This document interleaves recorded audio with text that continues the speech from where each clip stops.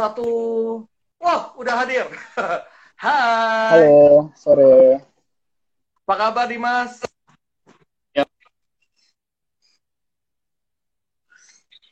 Apa kabar? Bisa dengar suara saya nggak? sebentar, sebentar. Waduh, memang ya zaman sekarang nih Ya, semua halo. dihubungkan dengan sangat diperlukan koneksivitas yang cukup baik untuk bisa menghubungkan dua orang. Udah aman? Ya, aman. Ya, sore. Ya, Aman. Sore, apa kabar? Sehat? sehat. Baik-baik. Sehat Sehat. juga. So far ngapain aja nih selama berbulan-bulan work from home atau work from office atau gimana nih? Baru 2 bulan sih, belum berbulan-bulan kok. Dua bulan udah Eh, berbulan-bulan. iya sih, iya benar. So far kerja dari Rasanya ya. rumah. Iya, udah Oke. ini minggu 8 ya kalau nggak salah. Jadi memang udah 8 minggu kerja dari rumah. Mm-mm. Paling minggu pertama aja sih sempat bolak-balik ke office, cuman sejak minggu kedua onwards full nggak kemana-mana gitu. Bahkan saya nggak kemana-mana ya, cuma di apartemen doang 7 minggu terakhir gitu. Hmm. Udah mulai mati gaya nggak? Ya lumayan. Udah mulai, ya udah mulai bikin hobi yang Wajar, baru ya. wajar, Jadi wajar. kayak iya mulai belajar masak, belajar motong rambut, belajar moto gitu. Jadi ya ya begitu deh gitu.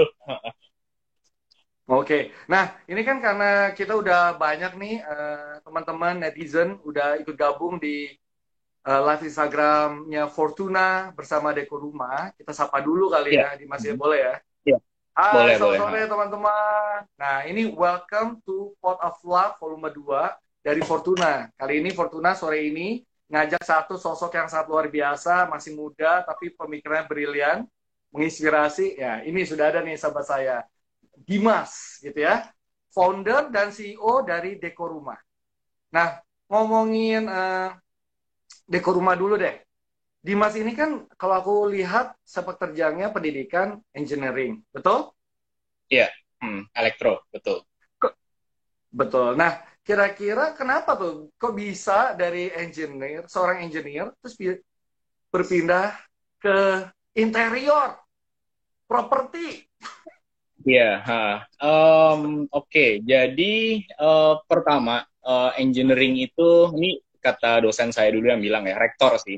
Jadi intinya kalau misalnya saya dulu ngambil engineering S1 setelah lulus, saya itu bukan insinyur. Insinyur itu butuh training 3-4 tahun lagi. Jadi cuma saya ingat Betul. banget dia bilang, saya waktu saya lulus, kamu tuh lulus kuliah bukan insinyur, kita cuma ngajarin kamu berpikir sebagai seorang engineer, which is konsepnya adalah problem solver. Gimana caranya kita ngelihat sebuah masalah dan approach-nya apa, strukturnya apa gitu. Jadi ya memang saya ngambil engineering, cuman dari dulu saya honestly jarang masuk kuliah, jadi jarang kuliah gitu. Ya. Dan Karena kebetulan apa kalau kok saya dulu jarang kuliah? Waduh. apa ya, saya dulu lebih aktif sih di kegiatan kuliahnya dan saya tuh dulu ada Hmm. kebetulan kalau di kampus saya setiap kali ada lecture itu ada recordingnya. Jadi biasanya bukan Hmm. saya doang, banyak teman-teman. Kita tuh jarang masuk. Kita biasanya mulai belajar 2 minggu sebelum. Jadi tuh duduk 2 minggu full Hmm. stop, non-stop dengerin lecture recordingnya. Jadi kita ngerasa daripada 13-14 minggu sekolah setiap hari, mendingan 10 minggu. Ngapain kek? Nanti 2 minggu terakhir aja full belajar. Jadi itu konsepnya. But again itu salah, jadi jangan ditiru. Jadi iya, jadi karena saya memang seperti itu. Lalu kenapa kok ke interior? Jadi dulu perjalanan saya, jadi saya dulu di luar, lalu kerja 3 tahun di Singapura, itu juga engineering, semiconductor. Lalu saya ngambil S2 di Belanda. Lalu nggak lama setahun balik ke Indonesia. Di situ saya kerja di perusahaan yang namanya e-commerce. Jadi tahun 2015 itu zaman waktu e-commerce tuh lagi booming, gila-gilaan. Jadi zaman dulu tuh mungkin saya sebut merek ya, zaman dulu tuh ada Lazada, ada Zalora, Iya. dan intinya saya di perusahaan yang salah satu atau in fact the only perusahaan jasa yang menyediakan marketing, website, sampai warehousing. Jadi dulu tuh kita ada 150-an klien. Nah, di situ saya jadi account manager kan. Saya megang kayak berapa belas klien lah. Dan di situ saya ngelihatnya kok isinya dulu semuanya cuman fashion elektronik gitu. Fashion elektronik, fashion elektronik. Zaman dulu tuh semuanya itu semuanya mau jadi Lazada, mau jadi kayak Amazon, for example. Um, Lalu sama, jadi saya ngelihat industri home and living dulu tuh playernya cuma ada satu. Kenapa kok home and living itu nggak ada? Karena kalau dari padahal ya, kalau misalnya kita dulu saya ngelihatnya adalah di Indonesia ya retailer paling besar Matahari contoh. Tapi kalau masuk ke stock exchange, waktu masuk ke IPO, PE ratio-nya itu paling tinggi Informa.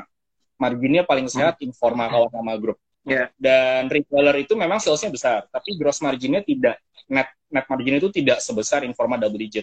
Jadi saya mikir, kenapa kok nggak ada yang masuk ke interior? Dan saya di situ melihat berarti satu, home and living itu marketnya luas sekali, pemain offline-nya juga dikit, pemain online-nya bahkan doesn't exist mungkin zaman dulu ya. Dan di situ kebetulan saya ketemu dengan partner saya sekarang, which is dulu tuh kuliah di NTU juga, dan kita ngomong-ngomong, dan ternyata alasan kedua muncul nih, setelah memang bisnisnya besar, marginnya besar, dan ini kan basic ya, sandang pangan papan, bukan yang aneh. Kedua, dari kita melihatnya ternyata background orang tua kami itu mirip nih. Orang tua saya dulu kebetulan di properti, partner saya juga di properti, lalu merambah ke interior, arsitektur, dan saya itu orang tua saya, bapak saya kolektor barang antik, jadi dari dulu saya udah jalan-jalan ke pelosok gitu, udah ngeliat lah furniture, kayu. Jadi di situ kita ngelihat, ada nih rasa kayaknya kita problemnya besar, lalu kita ngerti karena kita dibesarkan dari keluarga yang memang berkecimpung di dunia ini, meskipun kita nggak langsung ya. Terakhir, lebih karena problem ya. Jadi pertanyaannya kenapa kok home and living tuh nggak ada yang main? Karena memang imagine zaman dulu 2015 gimana caranya ngebuat orang belanja sofa online. Waktu semuanya masih mikir gimana caranya jualan HP, gimana cara jualannya baju dan segala macam. Jadi kita ngelihat problemnya berat dari logistik, gimana cara kita menampilkan produknya di dalam aplikasi atau website, informasinya, fotonya. Jadi di situ kita akhirnya ya tertantang sih engineering-nya. Kayaknya kalau misalnya marketnya besar dan sulit, pemainnya nggak banyak dan terbukti sekarang nggak banyak. Tapi kalau kita bisa masuk dan kita bisa penetrate, jadi kita ngelihat ini sebuah bisnis yang sulit banget ditembus, which is benar. Maksudnya kawan lama grup, FYI, udah, maksudnya ya, sekarang pun juga masih besar gitu, meskipun ada datang yang baru lah, yang di Swedia, dari lain-lain. Jadi itu yang alasannya kenapa kok saya dan partner saya, Aruna, akhirnya ngebuat dekorumah.com, gitu sih. Wow, luar biasa banget, amazed banget dengan cerita kamu perjalanan. Emang kamu dari dulu ya, dari sekolah kalau dilihat, pemikirannya revolusioner ya? Ngapain sekolah 14 minggu kalau bisa 2 minggu, ya kan? Terus bisa melihat peluang-peluang gitu. Emang udah dari keluarga, emang ada pemikiran-pemikiran itu, atau memang kamunya? Bagaimana mengasah punya pemikiran revolusioner seperti itu ya? Nggak tahu ya. Jadi nomor satu saya nggak tahu buatannya. Saya memang nggak ada trainingnya. Maksudnya di keluarga juga, keluarga saya biasa-biasa aja gitu. Bukan dari businessman, mereka pekerja. Cuman mungkin kalau saya dengar orang tua saya dari kecil, saya itu suka banget berhayal ya. Jadi kalau saya kecil, masih umur 3-4 tahun, saya tuh sering main, bikin-bikin kayak dulu tuh zamannya di A-Team, film zaman jadul. Saya bikin kayak mobil-mobilan dari Corsi lah.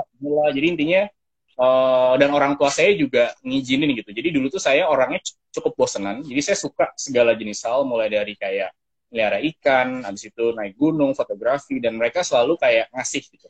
Maksudnya bukan yang kayak ngasih berlebih, cuman memang nge-support fully. Jadi di situ mungkin saya ke-expose ke berbagai banyak hal, dan akhirnya mungkin belajar ya gimana caranya contoh sebuah problem misalnya di industri A atau di topik A itu di-solve dengan memakai konsep dari industri B. Jadi itu sih yang saya dari dulu pelajarin gitu. Jadi gimana caranya kita ngelihat peluang dengan solusi yang bukan ada dari industrinya atau topiknya, tapi dari tempat lain gitu. Wow. Ini ada yang nyapa kita nih, Dimas Yeni gitu. Yeah. Revolusioner dulu, bahkan di kantor. Jajan e-commerce juga kamu revolusioner ya? Lihat peluang apa nih? Dulu iya revolusioner. Jadi ingat banget saya baru masuk karena namanya startup ya. Saya ingat banget ya. Saya tuh hari ketiga gitu. Saya dikasih project gede. Dan itu karena ya intinya ada movement. Jadi intinya saya nge-replace sebuah orang hari ketiga atau hari keempat. Dulu kalau nggak salah kita harus ngirimin handphone. Terus Hmm. udah dikirim nih, santai normal. Terus tiba-tiba jam 6 itu dikirim, jam 5.45 ditelepon sama kliennya, jangan Hmm. dikirim, datanya salah semua. Jadi intinya klien tuh ngasih datanya ke kita salah semuanya nih. Of course saya Hmm. mau nggak mau langsung telepon kan ke gudang, jangan dikirim. Semuanya marah. Jadi saya anak baru 3 hari langsung nge-cancel shipment ratusan orang udah kerja 2 hari 2 malam gitu. Jadi itu kayak yang oh enggak ya first experience yang tidak baik sekali sih. Jadi intinya gitu meskipun bukan salah saya, gimana orang kliennya seperti itu kan? Dan kan datanya dari klien bukan dari saya. Tapi saya ingat gimana caranya ngebikin tim gudangnya happy. Dulu tuh zaman Jeko masih baru, saya traktir si Jeko satu gudang, udah jadi happy lagi. Ya, ya reimburse kantor sih. Cuman ya gimana ya? Ya gitu sih. Jadi kayak nyari celah karena ternyata dulu mereka tuh pengen banget Jeko karena deket gudang tuh ada Jeko baru baru jadi gitu kayak Heeh. mereka pengen cuman kan dulu kan kita banyak blue collar jadi of course nggak murah kan ya udahlah udah traktir aja terus minta maaf ya, saya datang minta maaf saya bantuin ya itu sih yang berkesan di kantor dulu ya zaman Dan, e-commerce gitu. dan itu juga salah satu ya nggak sih teman-teman ya yang lagi nonton obrolan sama Dimas ini itu salah satu melihat peluang juga ya. Ada Jeko baru buka di Iya, dekat kantor, terus semua orang pengen kamu traktir itu kan?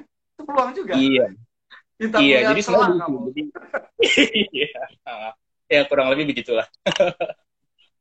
Nah, buat teman-teman yang baru bergabung, selamat datang. Ini adalah Pot of Luck volume 2. Ini diadakan oleh Fortuna tentunya. Saya perwakilan Fortuna di PR. Dan dengan bangga saya persembahkan adalah Dimas Triawan, CEO sekaligus founder dari Deko Rumah ya.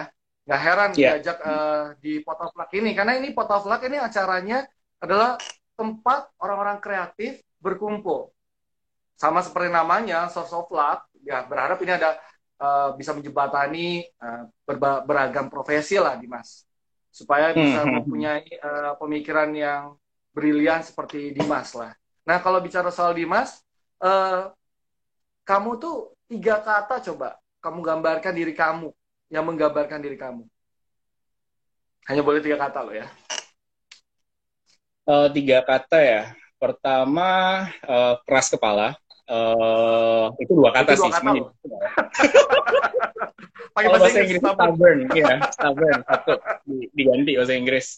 Pertama ya keras kepala atau stubborn. Kedua Hmm. mungkin bahasanya apa ya kreatif. Jadi kayak tadi Hmm. yang kayak gimana ya, nyari celah, opportunistic dan segala macam. Hmm. Antara kreatif atau opportunistic doesn't matter, either two. Uh, Ya ya. satu lagi. Ketiga Ketiga mungkin saya terkenal apa ya bahasa Inggrisnya itu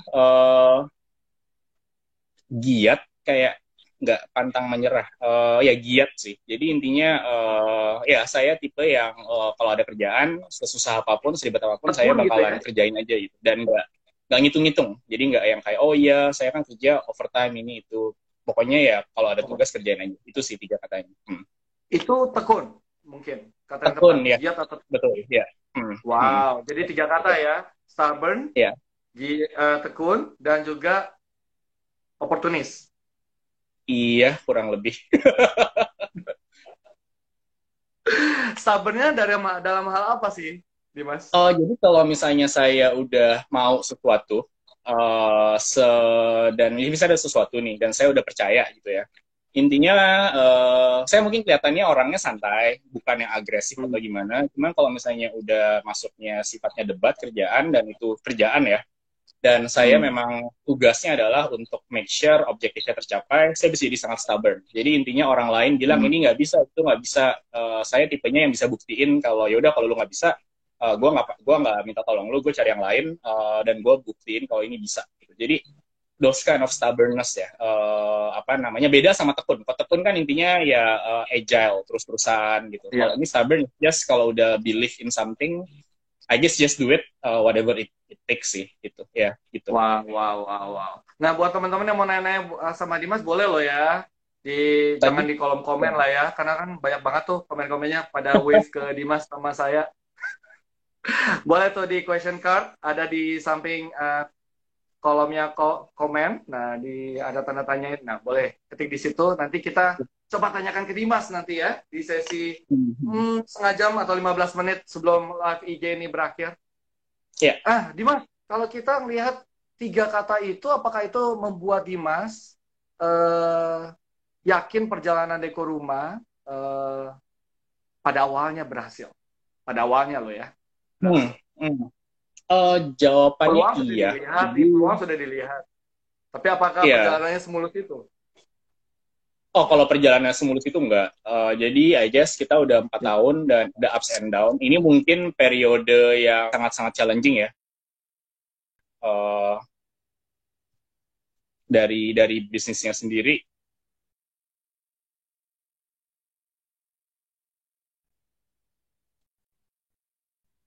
Itu ketemu jam 9 malam dan kita selesai ngobrol jam 4 pagi.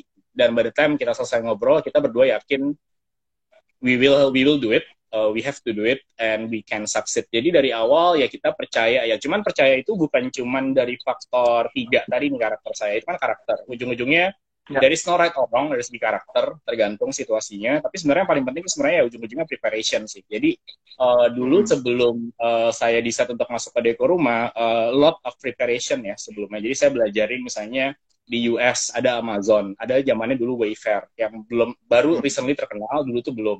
Ada namanya One Kings Lane. Habis itu saya pelajarin dari segi misalnya gimana caranya e-commerce itu bekerja dari segi kayak investment, fundraising. Jadi memang preparation is important. Sama nomor 3 kunci paling pentingnya itu mungkin kalau teman-teman yang mau bikin bisnis atau lagi mau bikin apapun sih, I think find the right partner itu the most critical factor ya. Karena saya bukan tipe yang bisa start everything on my own. Jadi saya tipenya lebih suka partneran berdua, lebih prefer berdua dibanding bertiga belum pernah sama ini. Cuma berdua itu menurut saya wajar karena jadi dengan cari partner yang tepat, jadi Aru itu mungkin 180 degrees-nya saya tuh lebih yang kalem, Aru tuh lebih yang antara diem banget atau nggak marah-marah. Jadi tapi dia bisa complementing sih. Jadi cari partner yang memang complementary dari segi skill dan juga dari segi karakter. Jadi itu waktu saya ketemu Aru, saya ngobrol lagi, udah lama saya nggak ketemu dia, udah kayak 3-4 tahun. Saya ngobrol lagi dan ya akhirnya saya notice nih, oh dia itu teknologi, dia tuh CTO kan, dia yang bikin website dan segala macam. Dan saya lebih ke operasional. Jadi dari segi skill kita tuh complementing. Tapi sebenarnya dari segi karakter yang saya lihat ini tipe yang saya butuh karena dia berani nge-challenge saya gitu, berani nge-debate sama saya. Karena saya tahu kalau saya debate saya nggak suka back down. Jadi di waktu kita nge-debating untuk gara-gara satu hal dan di situ setelah debate-nya selesai saya ngerasa oh I think this is the right partner. Dan dan jadi dari awal waktu saya ketemu Aru di situ kayak 70-80% saya ngerasa I think we can really build this dan bisa long lasting ya. Dan alhamdulillah udah 4 tahun. Maksudnya saya juga ada teman-teman yang bikin bisnis, ada yang lebih sukses dari kami, ada juga yang nggak kemana-mana, ada yang tutup. Jadi ya I guess apapun yang dulu saya imagine itu beneran kejadian sekarang tuh Pak. Jadi bukan cuma dari karakter saya ya, I think it's more on preparation sama cari partner yang baik sih gitu. Oke. Noted. Wow, ini pasti bisa menginspirasi banyak anak muda yang mungkin lagi merintis bisnis dan lain sebagainya ya. Nah ini ada teman-teman kita yang udah gabung ini pada nanya, question card-nya nggak bisa dibuka ya? Oke, tulis aja tuh pertanyaannya di komen. Maaf ya. Tulis aja di komen, nanti kita akan bacakan deh pertanyaannya, udah pasti. Tenang aja. Ada yang mau nanya apa nggak sama Dimas? Mumpung Dimas meluangkan waktu ngobrol di Pot of Luck dari Fortuna. Tadi ada nanya sih, yang sulitnya itu apa gitu. Itu pertanyaannya singkat, cuman jawabannya panjang ya. Jadi tergantung sulitnya itu apa. Di depan itu paling berat adalah satu, of course nyari partner. Saya dulu waktu nyari partner bukan langsung ketemu Aru gitu. Saya kayak ngomong sama mungkin 10 orang ya. Kenalan, temen, dikenalin, dan saya baru ketemu partner yang tepat. Itu yang pertama kali sulit. Kedua adalah ngeyakinin employee pertama. Jadi dulu itu saya ingat nge-interview orang, Dia tanya, ini nama perusahaannya apa? Saya bilang, saya nggak tahu nama perusahaannya. We are bad with names, gitu. Dan saya challenge, kalau lu memang mau tertarik join, lu cariin dong namanya. Jadi Dekoruma tuh bukan ciptaan saya dan partner, tapi ciptaan Kania, which is itu employee pertama, gitu. Jadi Oke. itu simpelnya, gitu. Dan saya nge-convince Anya untuk join dengan kita tidak ada apa-apa. Intinya nggak jelas, itu cuman kayak ya ide gitu, itu yang berat. Habis itu berikutnya waktu udah jadi timnya, kita dulu berlima di awal, gimana caranya nge-convince partner. Jadi kan kita marketplaces, saya harus ketemu dengan Hmm. seller, seller furniture di Jepara, di sana, dan itu paling berat ya, karena di situ ada dulu kami itu salah asumsi. Jadi saya itu dulu asumsinya, oh saya ke Jepara, mereka dengan senang hati bakalan mau join. Ternyata enggak, salah. Karena ternyata di Jepara itu industrinya memang lagi downturn, tapi mereka itu fokusnya lebih pengen ke ekspor. Dan itu beda banget gitu. Jadi itu yang di awal-awal. Terus kesulitannya setelah sekarang itu lebih kita dulu, ya kita sekarang udah hampir 300 orang ya. Jadi managing 300 ya banyak hal. Jadi misalnya komunikasinya, gimana cara kita nggak bisa diterima. Kita juga 300 orang beda-beda tipenya, ada yang highly educated, ada yang low educated, ada yang highly paid, ada yang profesional, ada yang enggak. Jadi itu sih yang berat. Dan ya kalau sekarang challenges-nya itu gimana caranya kita bisa nge-run company dengan mungkin 70%, 80% orang itu ada di rumah gitu. Kita tuh cuma ada Hmm. operation team yang ada di gudang. Sisanya itu tuh literally di rumah semuanya. So it's a bit amazing ya gimana caranya teknologi itu ngebantu kita untuk tetap bisa nge-run bisnis. Maksudnya sales tetap ada, kita masih bisa meeting, kita masih bisa create strategi, masih bisa problem solving, firefighting, dengan semuanya di rumah sih. Jadi I guess challenge terberatnya tahun ini atau mungkin semua selama ini di rumah ya sekarang ya, gimana caranya kita bisa kerja tanpa ketemu gitu. Dan di luar itu juga ada sisi non teknisnya, misalnya psikologis, gimana kalau kita di kantor kan kelihatan raut muka orang nih, oh dia lagi happy, lagi nggak happy, lagi bete, lagi semangat, saya gitu tahu. Even dengan video nggak bisa kesampaikan. Jadi iya sebenarnya bisnisnya mungkin lebih mudah, tapi sisi psikologinya sih yang lebih rumit untuk di manage gitu, karena beneran tidak ada interaksi. Jadi itu sih.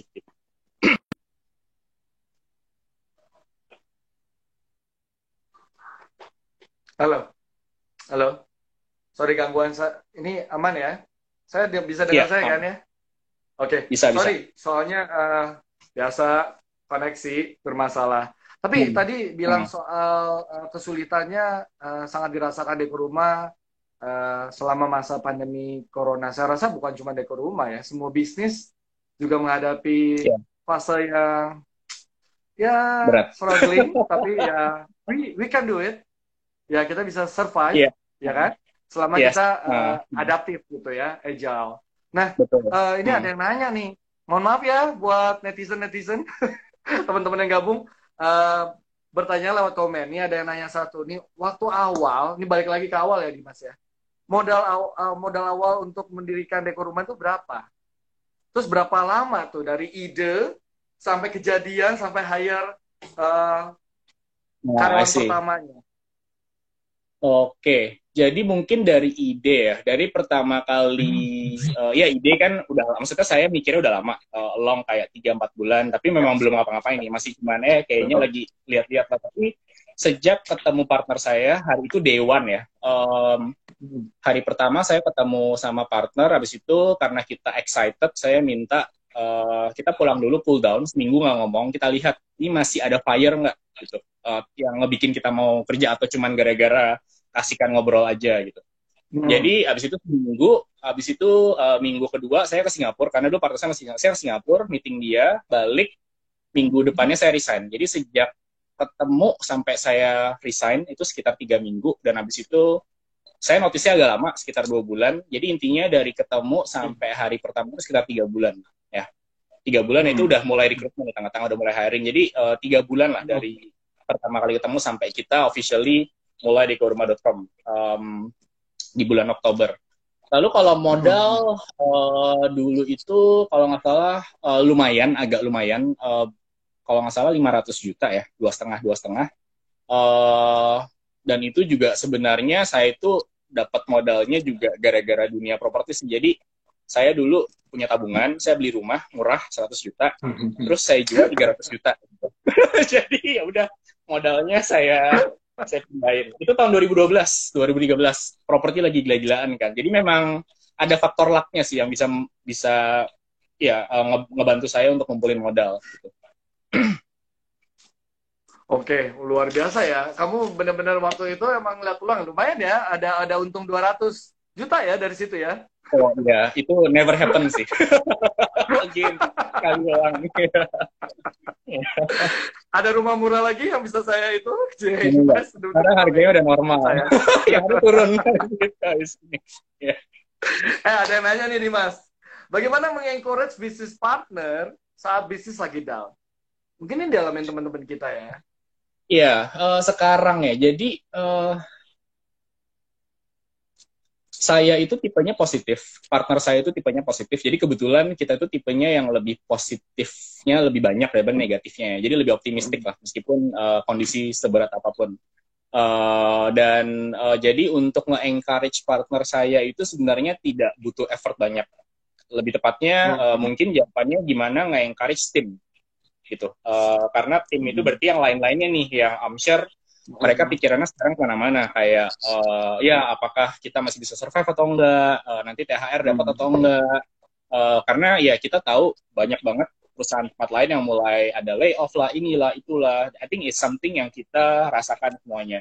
Jadi gimana cara nge-encourage mereka, dari yang kemarin saya lakukan di kantor dan nggak sendiri ya, sama teman-teman. Pertama, dari sekian tim ya, sekian banyak, saya nggak tahu kalau misalnya cuma berdua ya mungkin nggak applicable, tapi kalau timnya lumayan banyak, kita harus satu identify siapa sih yang sebenarnya apa ya, auranya atau mindsetnya itu lebih positif dengan yang lain. Jadi misalnya ada 10 orang, saya positif, saya harus nyari nih nggak sendirian, 3 orang atau 4 orang, saya harus bisa identify siapa yang bisa ngebantu saya untuk bikin strategi, karena itu penting. Karena kenapa?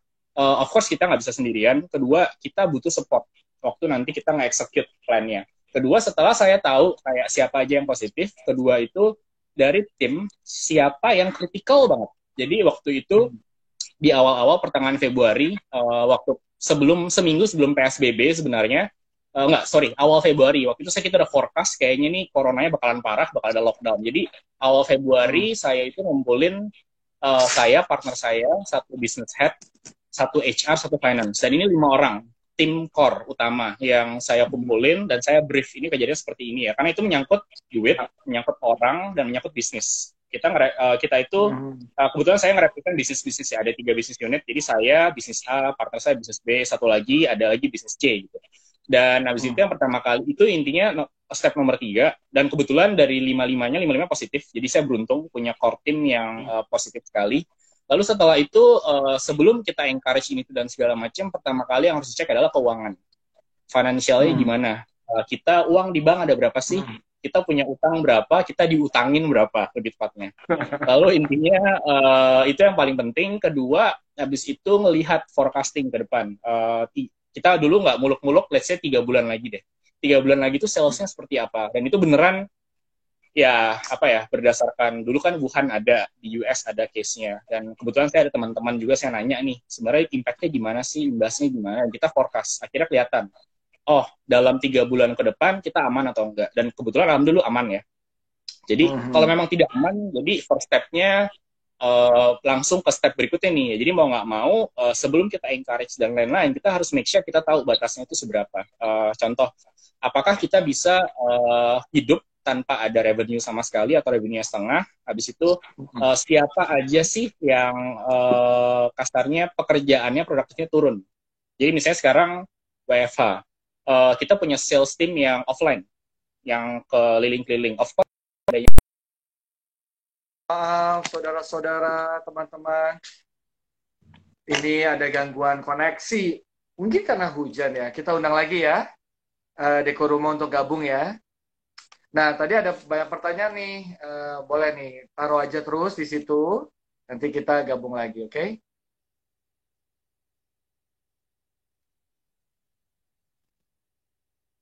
Oke, sudah gabung lagi nih dekor rumah. Maaf, hujan, oh hujan. Anyway, baru yang gabung, ini adalah Pot of Luck volume 2 dari Fortuna. Nah, Fortuna sendiri, kenapa percaya Pot of Luck ini bisa jadi satu tempat ngobrol seru dan santai, tapi juga inspiratif dan bisa melihat peluang-peluang yang mungkin bisa bermanfaat buat teman-teman ketika dalam hal bisnis atau membangun kehidupan teman-teman semua. Dalam menunggu dekor rumah ya. Tadi ada kita ngobrol-ngobrol soal bagaimana Dimas, selaku dari CEO dan founder dekor rumah ini, punya 3 hal motonya. Persistence, dan juga opportunis, dan stubborn. Mungkin itu hal yang baik untuk kita, kalau kita punya pemikiran untuk, mau bikin bisnis apa ya di masa pandemi gitu, itu hal-hal yang mungkin bisa menjadi modal dasar modal awal untuk bisa punya bisnis yang menjanjikan seperti Dimas dengan dekor rumahnya ya. Dan kita tunggu nih Dimas. Ya, semua memanggil saya. Mohon maaf, mohon maaf. Tadi itu ada secara koneksi, maklum lah ya, dimaklumi ya. Baru seru-seru, tapi lagi asik-asiknya dengerin Dimas malah keputus. Nah, itulah koneksi. Semua orang saya rasa lagi live Instagram. Halo.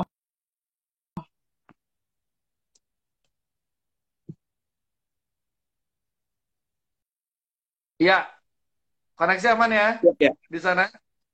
Atau malah saya? Aman ya? Sorry ya Dimas ya, tadi terputus. Oke, nggak masalah. Ya. Dimas, gimana koneksi di sana? Oke kok di sini. Aman? Oke. Aman ya? Bisa Ya, dengar aman, saya nggak aman. sih? Atau saya yang di Bisa. sini?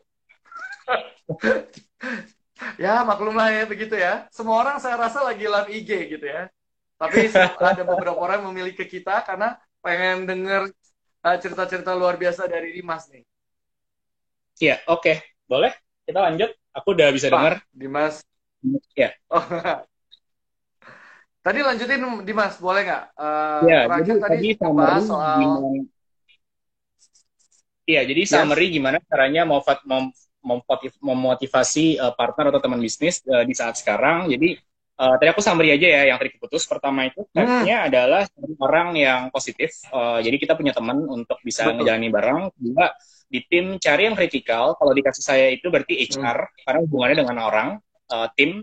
Kedua, dari segi finance. Ketiga dari segi bisnis happening.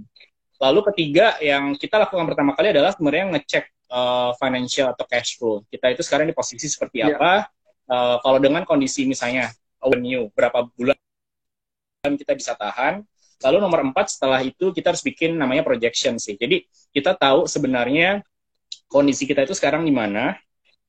Kita harus ngurangin biaya berapa duit gitu. Jadi kayak berapa yang harus kita kurangin dengan turunnya sales dan lain-lainnya.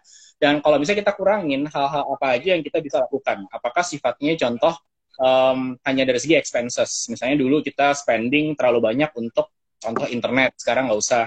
Atau enggak kita bisa minta keringanan. Misalnya kita nyewa nih ruko, yang kita lakukan. Kita nyewa kantor, kita minta keringanan. Bisa nggak sewanya itu di grace period gitu. Kita tambahin sebulan, 2 bulan.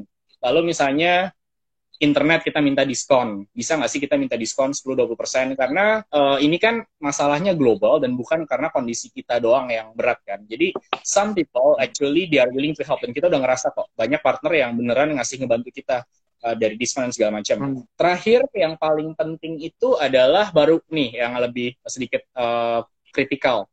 Apakah kita harus contoh nge-cut orang, nge-lay off orang, mutusin kontrak, atau enggak kita minta unpaid leave dan lain-lainnya.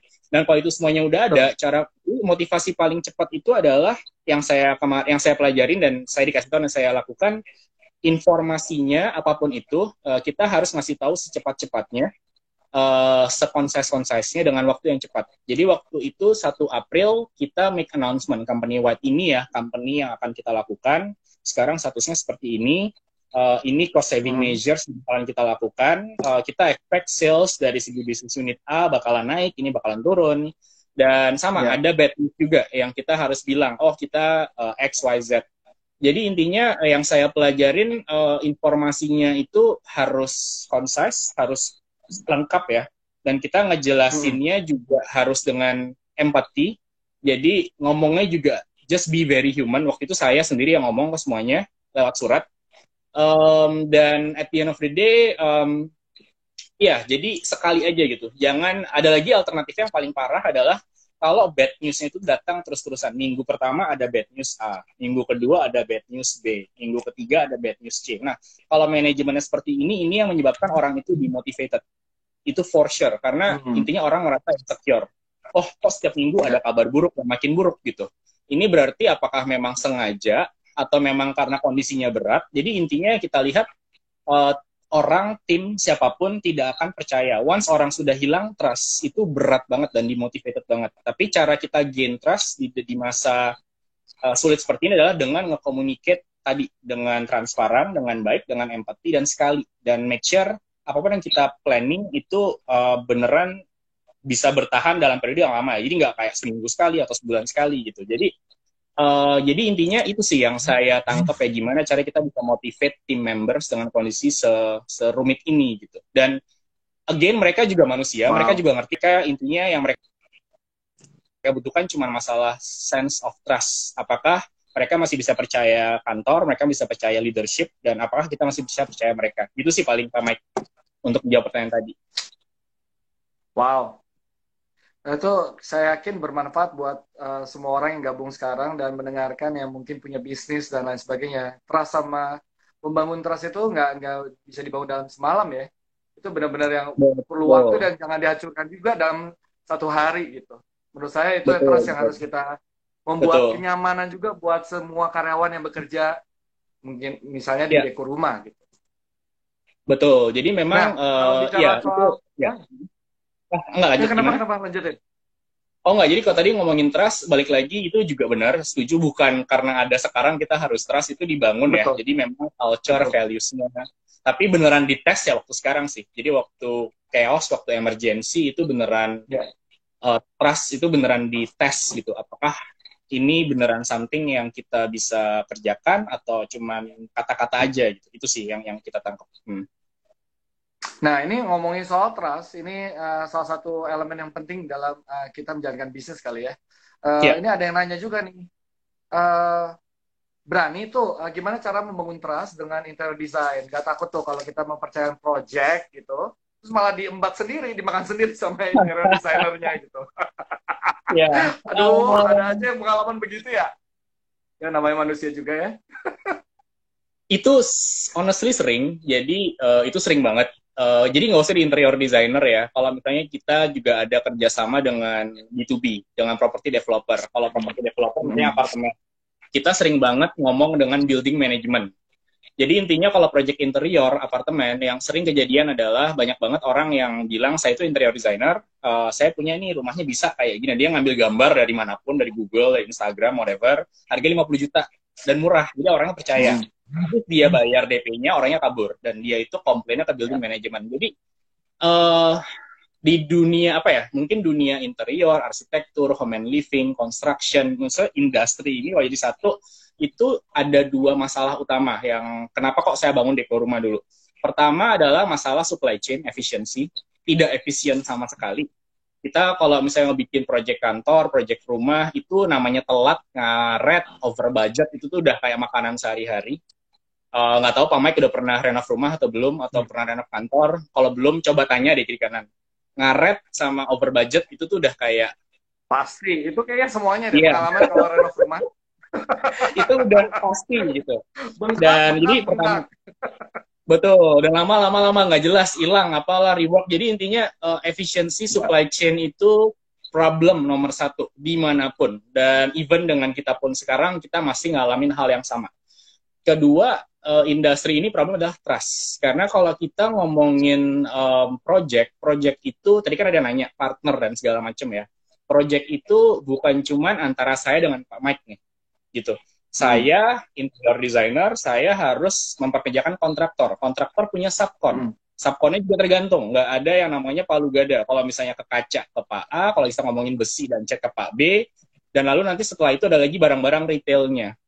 Beli ini, beli itu, belum lagi nanti drawernya. Intinya, it's like a complex system ya. Kalau interior itu mungkin yang paling mudah, habis itu arsitektur, paling berat construction. Itu kelas berat gitu. Jadi, di sini trust itu penting banget karena satu orang aja kabur, hilang, the whole project bakalan delay dan balik lagi ke masalah utama.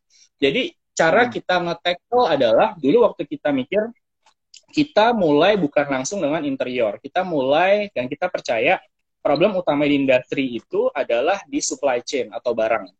Intinya gimana caranya bisa seorang interior atau arsitek ngedesain sebuah rumah atau sebuah apapun ya, restoran, cafe, office, kitchen set, tanpa sebenarnya tahu barangnya itu ada nggak sih di Indonesia, harganya berapa, siapa yang saya harus kontak, inventory-nya sekarang ada, 3 bulan lagi ada nggak, gitu.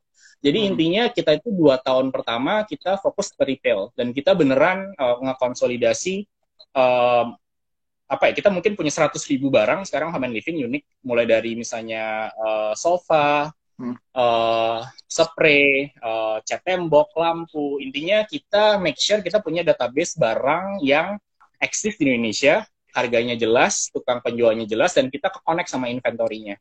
Jadi kita tahu nih, problem utamanya supply chain itu beres. Meanwhile, dulu kan kita nggak jualan interior, kita jualannya barang-barang kecil. That's how we begin building trust sama konsumen.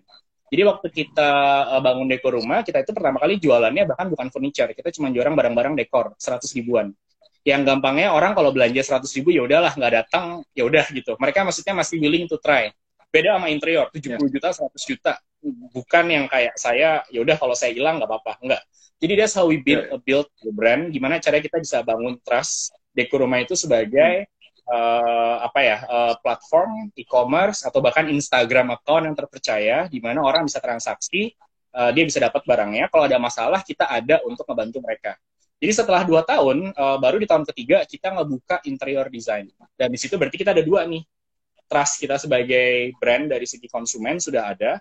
Kedua, dari segi supply chain-nya dan trust kepada supplier. Baru kita nge-engage interior designer, teman-teman. Dan kita kan platform sifatnya, kita juga nge-engage interior designer. Jadi itu sebenarnya freelance lah ini dan segala macam. Jadi waktu mereka datang, kita bantu mereka dari segi kamu nggak usah capek-capek nyari konsumen, kita bakalan cariin konsumennya karena kita perantara kan. Nah lalu berikutnya waktu kamu ngedesain, kamu desain menggunakan software dan supply chain yang kita punya. Sehingga kalau Pak Mike nanti dapat gambarnya, Pak Mike tuh tahu ini barangnya apa aja, harganya berapa, volumenya berapa, belinya di mana, dan lain-lain. Dan kita ada software juga, project management sama desain yang ngegabungin. Jadi, apakah sekarang interior designernya ada yang, selama ini apakah ada yang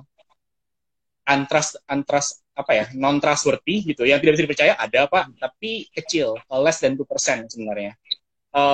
Kenapa kok mereka masih percaya sama kami? Karena ujung-ujungnya value ya. Dia tahu value-nya kami itu apa, dan kita juga tahu values mereka itu apa. Jadi, it's a business that create value sih. Jadi, itu sih caranya kita ngebangun bisnis ini. Gitu. Wow, tapi kalau dengan penjelasan dari Dimas tadi ya, teman-teman, kita lihat ya, kayak one-stop solution ya, ke dekor rumah itu ya. Dari properti kita beli bisa, kita isi perabotannya, mau renov, dan lain sebagainya, semua furniture-nya juga ada di dekor rumah. Sama nih Dimas, kayak Fortuna. Fortuna juga one stop solution. Apa-apa lah ya. Kan dari mulai integrated, ada media, ada advertising, ada. Dan PR ada. Media juga ada. Jadi semuanya one stop solution. Dari hulu sampai hilir ada di Fortuna juga nih Dimas. Betul. Nggak usah pusing Pak. I think itu yang paling penting sih, values-nya. Betul. Nah, ini ada yang juga nanya nih. Kira-kira sama work from home, ini bikin project baru nggak? Atau strateginya adalah bertahan dulu? Atau justru menyerang dengan muncul dengan project-project baru dari dekor rumah? Kita kan ada tiga core business ya, properti, interior, sama retail. Jadi kalau Iya. kita masuk ke corona atau zaman pandemic, of course yang paling berat itu adalah properti. Properti itu sekarang berat Betul. sekali, karena intinya Mm. siapa yang mau spending miliaran sih Pak untuk beli rumah gitu. Karena uang aja Mm. disuruh di rumah, basically jadi kita nggak boleh kemana-mana. Jadi properti itu berat. Dan kita expect ini yang bakalan recovery-nya paling lama. Dari yang, kalau misalnya contoh bulan Juli Mm. selesai, properti mungkin bakalan takes around 6 months at least untuk bisa recover lagi gitu. Kedua, Oh. interior. Jadi, sorry mungkin yang gampang, retail. Online retail yang orang belanja masuk ke website ke rumah, belanja satuan ya, bukan project interior Mm. keseluruhannya. Online retail itu yang kita melihat malah trennya naik. Jadi kita malah dapetin spike dari segi sales. Dan spike-nya itu sebenarnya barang-barangnya kentara banget. Kursi kantor, meja, sofa bed, Mm. kasur gitu. Jadi intinya sama peralatan masak kayak ya intinya. Jadi kita tahu at the end of the day waktu orang tinggal di rumah dia butuh kerja. Kalau dia misalnya kerja dia bakalan pakai kursi apapun yang ada di rumah. Biasanya tidak Mm. nyaman. Dan ya biasanya kita kemarin survei Pak. Jadi kalau kita tanya ini kenapa kok beli kursi di Diko Rumah ya? Jawabannya semuanya hampir encok gara-gara kelamaan kerja gitu. Jadi kita ngelihat ada opportunity gitu. Orang sekarang kepaksa ke rumah, kita ngerasa dia mau nggak mau bakalan invest di barang-barang untuk kerja dari rumah, kursi, meja, lampu. Berikutnya masak. Orang bakalan jauh lebih sering masak. Dan kita juga ngelihat tren home appliances kita ya untuk kitchenware itu naik. Nah, yang Betul. agak sedikit in between itu di interior. Jadi interior itu kita beruntung karena kita ada teknologi, jadi kita tuh bisa kerja tanpa harus ketemu klien dari segi supply chain-nya, desainnya, bisa virtual, sampai ke project management. Kita tetap ada yang jalan kok, maksudnya tetap ada yang pekerjaan dan segala macam. Kita kebantu dengan teknologi yang kita bangun, tapi memang untuk interior itu sekarang demand-nya masih ada, cuman mungkin lebih lama aja prosesnya. Jadi decision making-nya jauh lebih lama, sama mungkin kita tetap harus datang ke site kan, dan itu mungkin yang agak sedikit lebih sulit sih gitu. Jadi itu untuk yang sekarang. Dan mungkin kita sekarang melihatnya satu engine-nya down tapi yang engine ini naik, yang ini tuh sebenarnya idle. Jadi yes Mm. kita growing tapi mungkin nggak yang kayak kemarin tuh yang bisa berapa per bulan gitu sih Pak. Jadi itu yang statusnya dari kita sekarang gitu. Wow, jadi bisa tetap walaupun ada salah satu unit bisnis yang turun, yang satunya naik, bisa kita cari peluang lain ya, melihat dari Iya masa pandemi corona ini ya. betul, Good, good, sama good, good. sih. Jadi Makanya nggak heran ya loh, hashtagnya dekor rumah aja ya. kenapa? Oh Makanya pakai hashtagnya dekor rumah aja gitu kan. Di iya. mana dekor rumah aja berada, saatnya orang di rumah aja gitu kan. Betul, betul. Memang ya begitu, nggak tahu lah. Jadi kita cukup bersyukur sebenarnya. At least ada something yang naik lah dari segi bisnis itu. Bagian bisnis atau industri, saya tahu tadi kan ada juga pengumuman gitu yang dilakukan dekor rumah kepada karyawannya ya. Tapi masih buka nggak sih sebenarnya untuk penerimaan eh, karyawan baru? Ini karena ada yang nanya masih butuh nggak interior designer, masih butuh nggak orang kreatif mas gitu. Jawabannya kita masih memang ada opening, tapi memang nggak banyak. Dan ini mungkin Betul. ya sedikit sih. Jadi masih ada, cuman memang nggak sebanyak dulu ya. Karena kita juga nggak scaling up lagi gitu. Kita masih mau sustain dan mau maintain aja posisinya. Gitu sih. Mm-mm. Lalu ada rencana ekspansi nih, ditunggu ekspansinya keluar Jabodetabek, di luar Jabodetabek. Iya, plannya tahun ini. So far sih kita masih on track. Namun kita lihat ya coronanya seperti apa. Kalau kena 2 quarter, I guess is a bit tough. Tapi kalau misalnya cuma 1 quarter aja, mungkin kita masih bisa go ahead sama plan kita di awal gitu. Oke, oke. Jadi masih wait and see ya. Ini Iya, Dimas sendiri kerja sama developer nggak sih? Ini ada yang nanya nih, kalau untuk properti. kita ada kerjasama dengan beberapa developer ya. Mm-mm. Dan itu modelnya jadi misalnya macam-macam ya, tergantung tipenya apa. Jadi lebih kayak kita coba put ourselves as a consultant. Jadi yes kita interior, kita retail, tapi waktu kita ketemu sama developer biasanya kita nanya problem Bapak apa sih, apa yang kita bisa bantu. Karena macam-macam, ada yang paketin dengan interior, ada juga yang misalnya kemarin tuh minta voucher supaya orang itu beneran pindah. Jadi udah jadi, cuman orang udah serah terima, cuman belum pada pindah nih gitu. Jadi kita kerjasama waktu itu gimana caranya bikin supaya orang tuh beneran mau pindah ke huniannya dengan cepat. Jadi ada promotion, kitchen set dan segala macam. Jadi depends on case by case basis gitu. Oke. Wow. Nah ini mungkin ada juga yang nanya, sempat bosen nggak? Ya enggak lah ya, make money every day kok bosen. Oh, kalau bosen enggak ya. Jadi I guess bosen enggak, karena setiap hari itu ada challenge baru, ada opportunity baru, ada masalah baru, dan ada pembelajaran baru. Jadi mungkin saya malah enjoy ya. Maksudnya 4-5 tahun terakhir ini, I would say, ini 4-5 tahun yang paling produktif. Saya beneran belajar banyak banget. Saya tipenya kalau saya mau nge-hire orang, saya biasanya nge-hire yang lebih pintar dari saya gitu. That's how I hire people ya. Jadi malah di situ saya belajar sama mereka. Jadi ya nggak saya aja sih. Maksudnya banyak hal dan saya tahu masih banyak yang saya harus bisa pelajari. Baik gimana cara saya bisa improve sebagai misalnya CEO, leader dan lain-lain. Jadi kayaknya bosan enggak ya gitu. Capek aja sih kadang-kadang. Bosan nggak pernah ya. Bagaimana kita kan terus bisa muter otak untuk bagaimana mengimprove our skill kan. Betul, jauh lebih baik lagi. Gimana caranya kita bisa ngebantu tim member supaya mereka bisa lebih baik lagi gitu. Dan betul. Oh ya gitu sih. Jadi kayaknya nggak pernah bosan ya gitu. Good. Nah, ini masih banyak sebenarnya pertanyaan-pertanyaan yang udah masuk, cuman waktu tinggal 5 menit nih. Tapi yang terakhir nih mungkin saya nanya ke Dimas soal 3 tips untuk teman-teman yang lagi startup bisnis atau lagi ya lagi dalam bisnis tapi bisnisnya lagi down dan lain sebagainya. 3 tips yang menurut Dimas bisa dibagikan selama masa pandemi corona ini. Pertama, tetap positif, dan yang saya maksud tetap positif itu bukan cuma oh iya saya harus positif gitu. Jadi just find anything yang bisa ngebuat kita merasa nyaman. Kayak contoh, yes it was stressful di awal-awal Pak Mike. Jadi di bulan Februari itu tuh kayak 2 minggu tuh beneran deh kayak ngurusin HR lah, inilah, itulah, it's really stressful. Jadi mungkin take a break, cari hal atau sesuatu yang bisa ngebuat kita merasa lebih tenang, lebih find our peace lah, mungkin bahasa Inggrisnya. Saya itu kemarin find our peace dengan akhirnya ngambil fotografi lagi. Jadi saya mulai moto-moto anak, mulai foto studio dan segala macam. Jadi intinya find the energy. Meskipun sekarang rumit ya, karena cuma ada di rumah. Itu nomor 1. Karena intinya bisnis mau gimana pun, kalau kita sebagai ownernya aja tidak positif, I guess semuanya bakalan kemana-mana sih. Jadi yang paling penting itu adalah just find positiveness. Bisa dari aktivitas, teman, dan segala macam. Kedua, yang paling penting adalah sekarang ya, cash flow. Fokus sama cash flow, jangan terlalu fokus sama margin. Jadi maksudnya apa? Mungkin yang lebih awam, misalnya ada project, jumlahnya miliaran, marginnya besar. Tapi kalau kita ambil, kita nggak punya TOP yang kuat sama supplier. Jadi supplier kita harus bayar cash dulu, ujung-ujungnya kita harus ngeluarin modal. Mungkin kita harus melihat lagi gitu. Karena kenapa?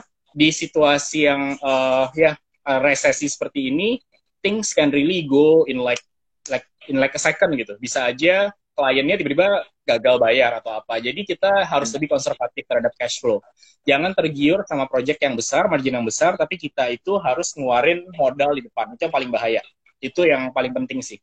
Ketiga, I guess lebih adaptif ya. Adaptable, lebih bisa ngelihat mungkin tidak begitu idealis, bahasa agak sedikit kasarnya ya. Jadi kalau dulu kita idealisme adalah contoh kita ada tim properti dulu, properti down, dan kita dulu fokus sama satu tipe produk. Kalau kita ngerjain itu aja, nggak akan kemana-mana. Jadi akhirnya kita lakukan adalah kita retraining semua property sales kita supaya mereka bisa bantuin jualan lewat chat, bisa jualan lewat telepon, WhatsApp, jualan furniture lewat WhatsApp gitu. Jadi intinya, we just have to be adaptive sih. Jadi apapun yang kita bisa lakukan, kita lakukan. Dan jangan menggunakan idealisme ya, karena I guess kita itu sekarang hidup kayak week by week, day by day. Gitu. Jadi intinya sekarang fokusnya lebih ke short term dulu aja sih. Jadi jangan, fokus ke sana dulu. Kalau itu udah settle, kalau kita udah tenang, kita udah lebih kompos, aliran cash flow-nya jalan, timnya jalan, baru kita mikirin. Setelah itu opportunity-nya apa ya ke depan. gitu. Kayak contoh mungkin di interior design. Kita sekarang itu ngelihat setelah corona selesai, office design itu bakalan berubah total. Dulu kan open office, kebuka semuanya. Betul. Kalau satu kena flu, semuanya kena flu. Di kantor juga kayak gitu. Sekarang nggak akan open office. Tetap orang pengen punya freedom, punya collaboration, punya transparansi, tapi mereka butuh sebuah desain yang bisa meminimalisasi tadi kayak pandemiknya. Jadi kita sekarang lagi, as a company, kita lagi ngelihat ini ke depan seperti apa ya. Dan setelah bisnisnya getting better, which we will get better eventually, opportunity itu di depan mata gitu. Jadi yang penting kita survive dulu, lalu kita gunain apapun yang ada untuk kita mikirin opportunity. Setelah nanti bisnisnya settle, mungkin enaknya adalah kompetitornya nggak banyak, Pak. Kita doang nih sendirian di market gitu. Jadi aja ketemu semua kali kita ada survive ya. Yes, dan lebih tepatnya kalau kita bisa tahu, kita bisa predict, oh marketnya bakalan ke arah ke sini gitu. Jadi kita bisa nge-adapt dengan cepat gitu. Itu sih paling sarannya. Oke. Wow. Semoga tadi bermanfaat ya. Saya yakin pasti